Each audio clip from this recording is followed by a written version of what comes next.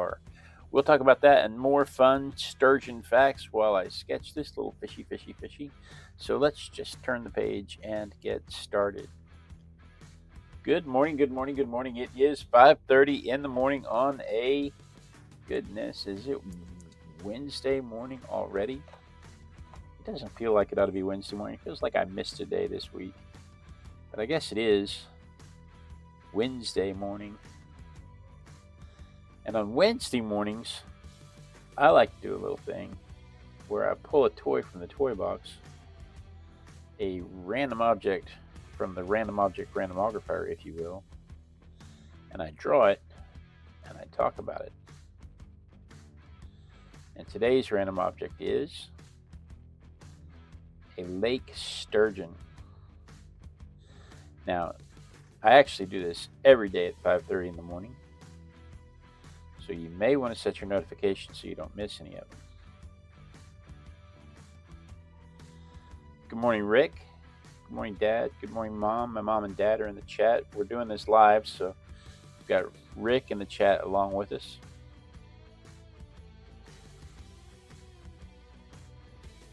Hope you are well today, sir. But today's random object is a lake sturgeon.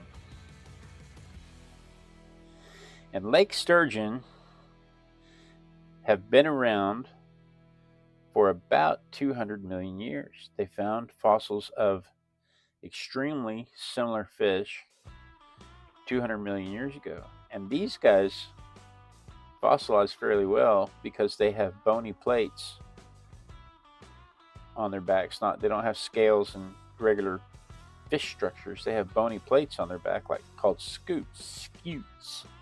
And it's the same thing on the back of turtles and alligators, crocodiles. Scutes, big bony plates that fuse together and make these ridges and stuff on their backs. But they have found animals in 200 million year old fossils of this animal. And the body and size and style has been basically unchanged since the Cretaceous period. So for at least 66 million years, they find fossils of exactly this body style.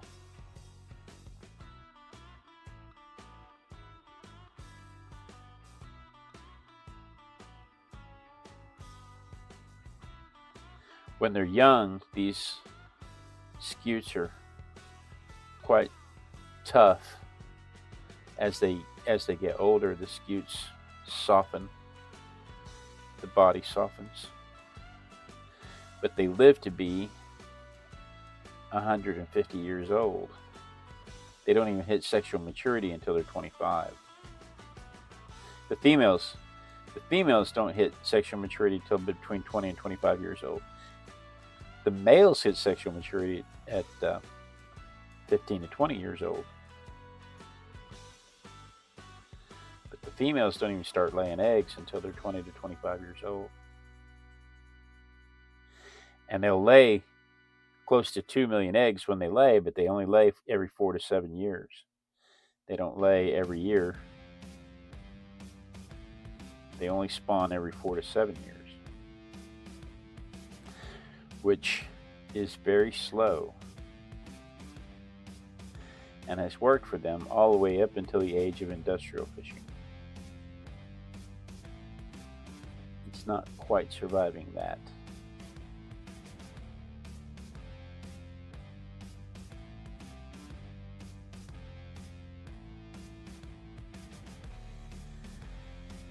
I alluded to this in the opening.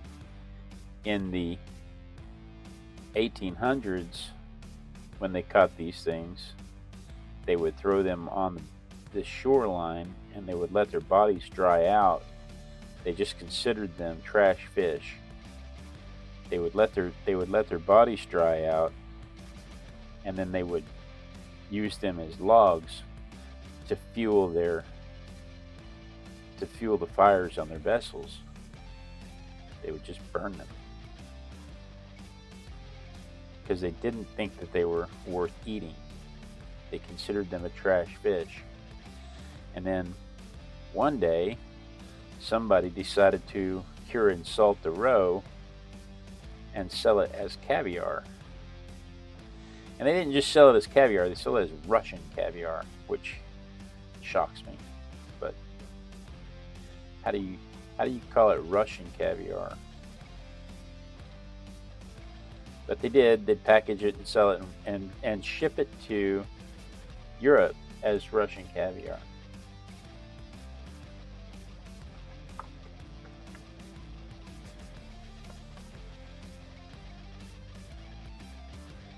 And in the 1880s, they were harvesting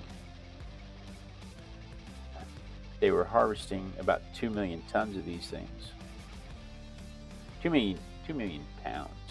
It's 2 million pounds, not 2 million, not 2 million tons. It was, yeah. It was 4 million pounds. 4 million pounds. It was 2,000 pounds by 1928. It was 4 million pounds. I'll get my numbers right eventually. I gotta read my handwriting. It was 4 million pounds in the 1880s, but it was only 2,000 pounds by 1928. Hunted to near extinction, because once they started selling the roe, they started finding other uses for it. They would smoke the meat. They would they took the swim bladder, and it cures into a gelatinous material called isinglass that they use to cure beer.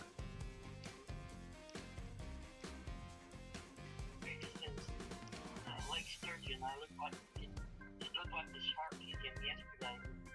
He first showed it to us. He said the lake sturgeon, and we thought he said the leg sturgeon. Leg surgeon. Leg surgeon would be neat. They don't look much like fish, though. They look more like doctors. I'm sure some of them. I'm sure some of the doctors look like fish too, but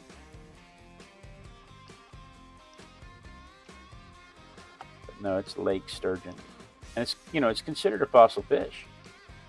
It's considered a living fossil because they are that old. They've been around that long.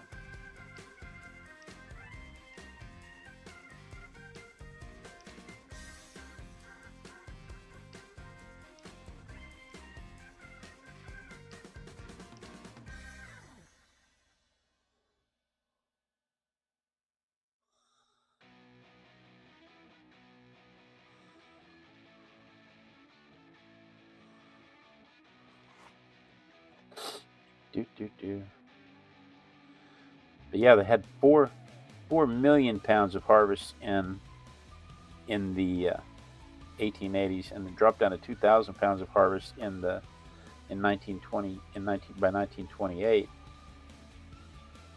Commercial fishing for these things is illegal now in the United States. Doesn't mean you can't still go out there with your rod and catch them, but commercial fishing is illegal. Canada, it's highly restricted, and usually that's the other way around. Usually it's Canada that's made it illegal, and the U.S. is just restricting it. But this time, the U.S. beat Canada to it.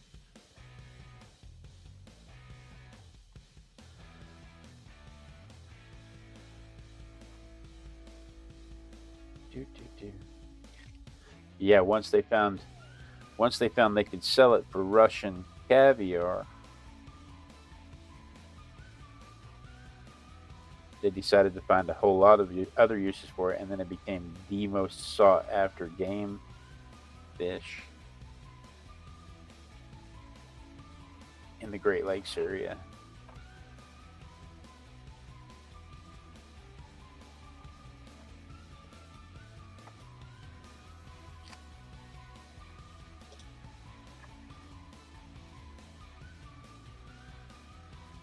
They do kind of have the same body shape as a shark, but that's just because they're fish, and so are sharks. That's about where the similarities end. These guys don't have teeth They have a long tube-like mouth that they use to suction the debris off the floor, the detritus off the floor of the lake or river. They don't have scales. They have these scutes that the aforementioned scutes.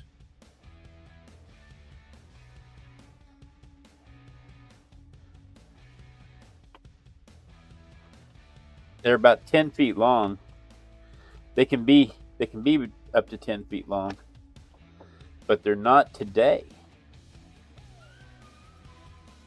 Today they're considerably shorter, between 3 and 7 feet.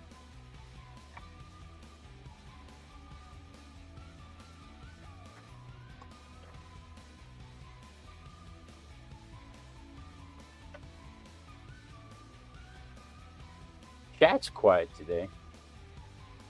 Yep.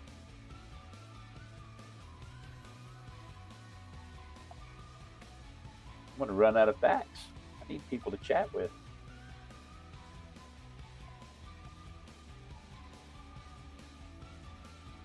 Mixing up a little Payne's gray over here, some cobalt blue, some Prussian blue, touch of black,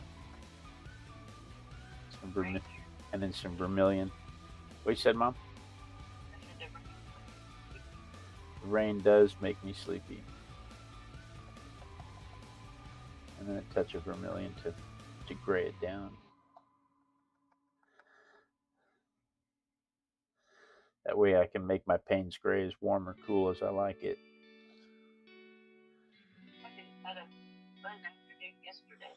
What'd you do yesterday?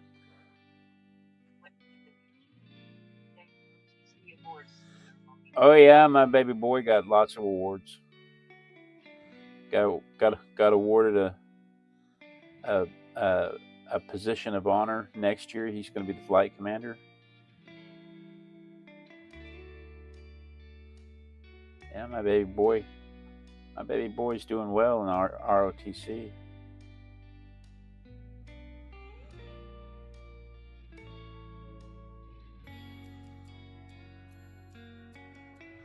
Really happy for him. He's worked really hard in that. He's worked really hard in that, and he's worked really hard in Scouts. He was in charge of what they call the Raiders, which is their PT competition. Yeah. He's already planning out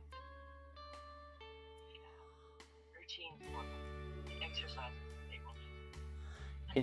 Can you imagine a child of mine being excelling in exercise like that? He didn't learn that at home. That's some hippie stuff that he picked up somewhere. He runs a pretty good mile too. He does.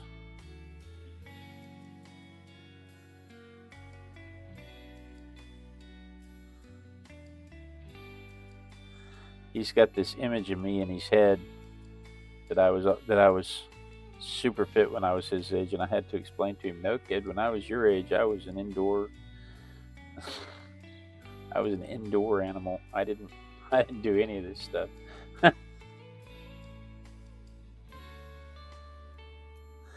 When I was 16, I certainly didn't run.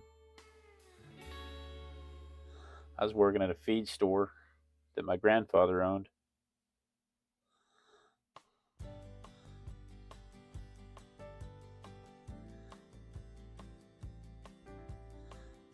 Until I could get away from it. He lifted weights. I did lift weights. I loved lifting weights.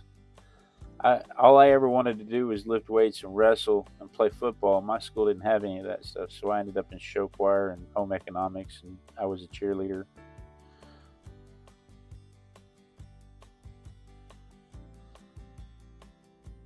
My school had basketball and baseball and track. And I know when you look at me, you see svelte athleticism, but I assure you, I don't run.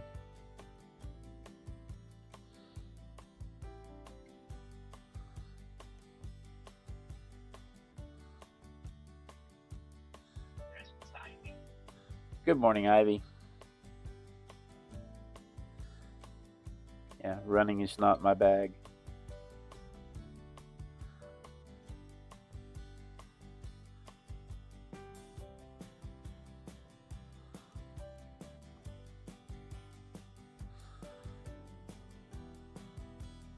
And if you didn't start playing, it's typical small town. If you didn't start playing baseball in the 4th grade, you were not going to play baseball in high school.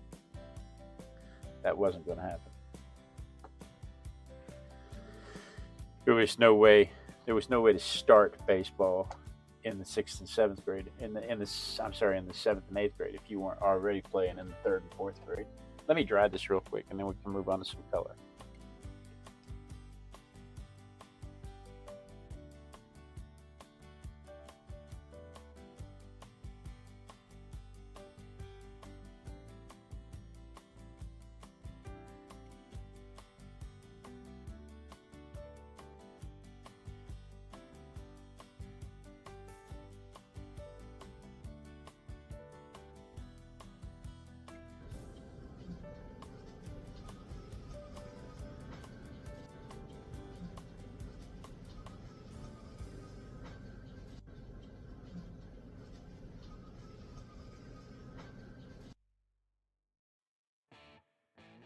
That's a shame.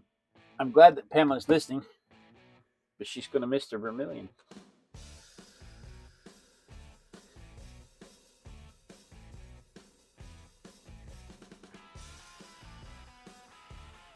There won't be anybody to announce the vermilion.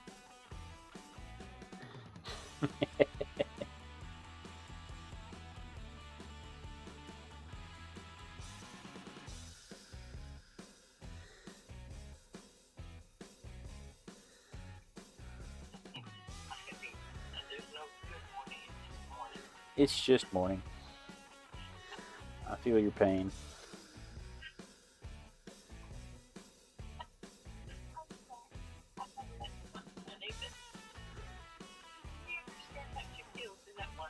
I do.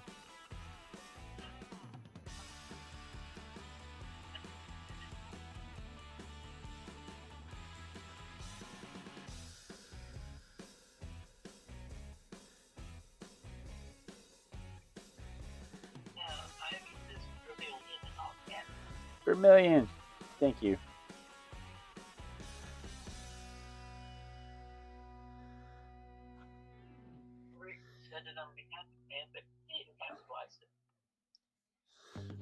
There's Pamela. Vermilion. We got a lot of vermilion fans this morning.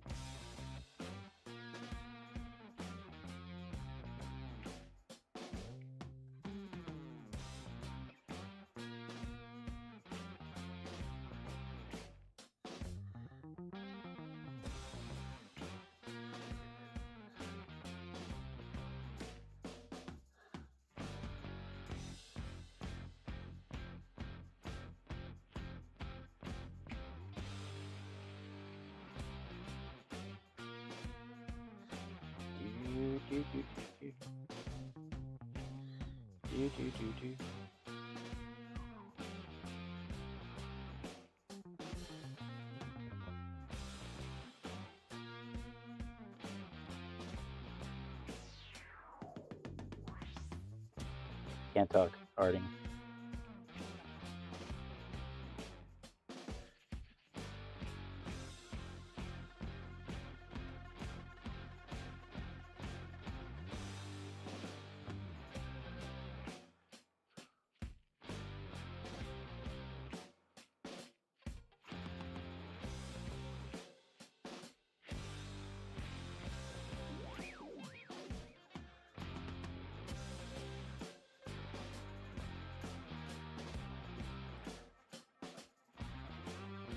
There we go. Oh, don't forget that gun right there. All right.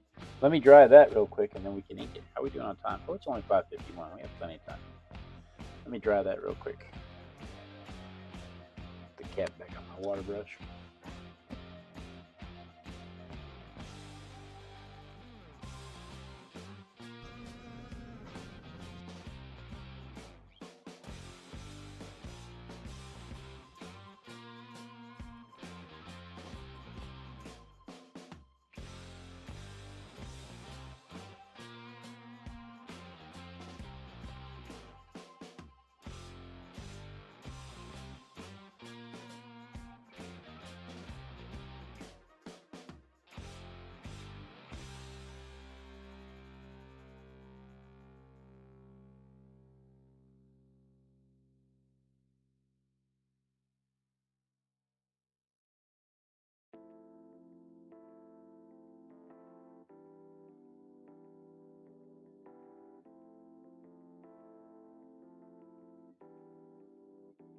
So, have any of you fisher people ever caught a lake sturgeon?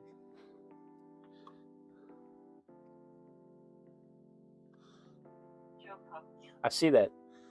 Good morning, Joe. I see that.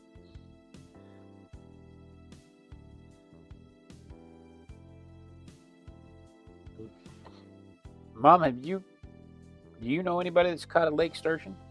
Well, I don't. I didn't even know what it was till today. I had no idea. I knew a sturgeon was a fish, but I had no idea of its living fossil status. I didn't know that.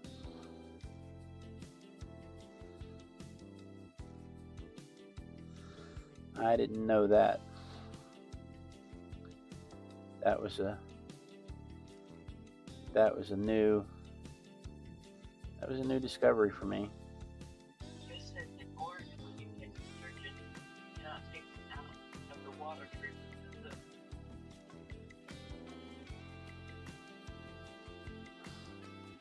What do you do with it? Let them go.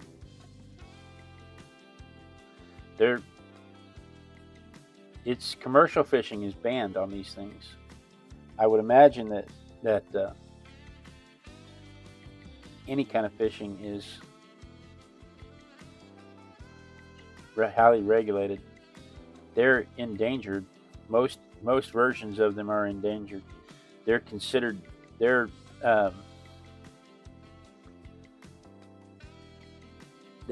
think that they're down to less than 1% of what they were in the 1800s. Now they're making a comeback due to the conservation efforts, but it's slow because, again, it takes 25 years for the females to reach maturity, sexual maturity, and then they only spawn once every 7 years. So she's had.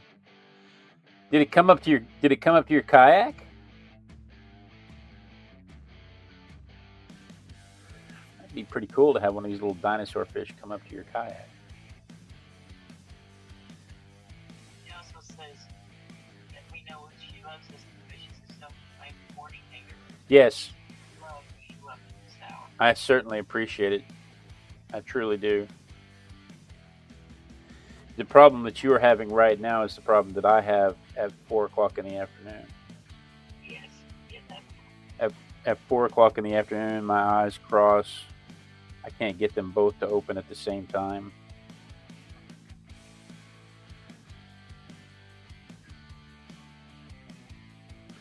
Stuff starts slipping out of my hands because I'm dozing off while I'm sitting there holding it.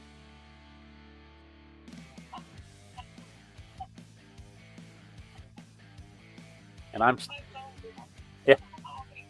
still at work. I still have 4 o'clock in the afternoon. I still have an hour left of work, and then I have to drive home. Let's see. Today is the 20th of May.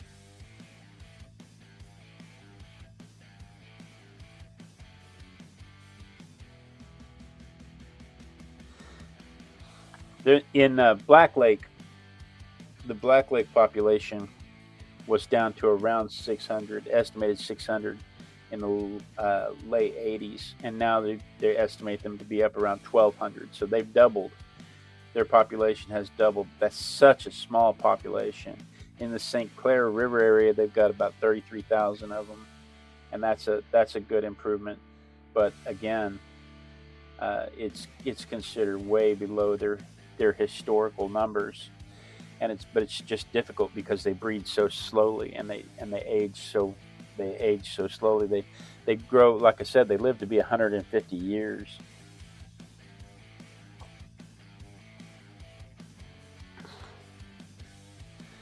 So, when they live 150 years and they don't reach spawning age until 25 years, it's just a very, very slow recovery. That all worked well when they had time. Nothing really hunted them because they've got those bony plates, and there wasn't really anything big enough in the Great Lake area once they reach sexual maturity. There's not really anything big enough to attack and kill them in the Great Lakes in the northern U.S. freshwater regions. So they're kind of top of the food chain, but then the industrial fishing complex comes along. So there is my version. What? Oh my.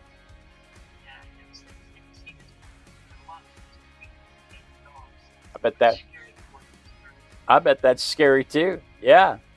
Because alligator gars have teeth. So anyway, here's my version of it from the photograph. Let me show it to you from my perspective.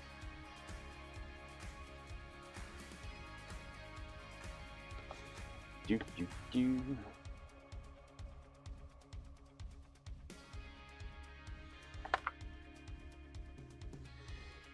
it is.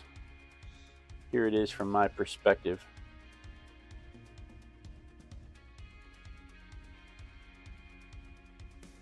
So that's what I did today. Tomorrow, the sharks of the freshwater. The alligator gar is the shark of the freshwater. Tomorrow, what do we have tomorrow? Oh, the suspense. The suspense is what throws you off. It's what gets you every time. The suspense. Here we go. Here's something unusual. It's a lion's head rabbit.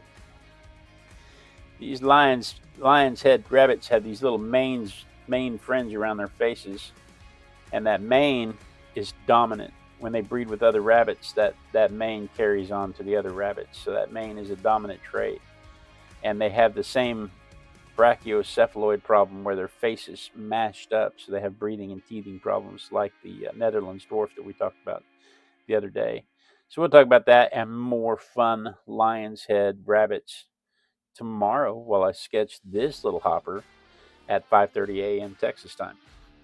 We do this every day at 5:30 a.m. Texas time, so you may want to set your notification bell so you don't miss that. But guys, thank you so much for joining me. You know I look forward to this every day. It is my favorite part of the day when I get to art with my besties. I do really run down here every day so I can be here with you guys. Joe, Ivy, Pamela, Rick, thank you guys so much for joining me. I really do appreciate it. Be sure and tune in tomorrow, same Artistic Biker time, same Artistic Biker channel. And then we dance.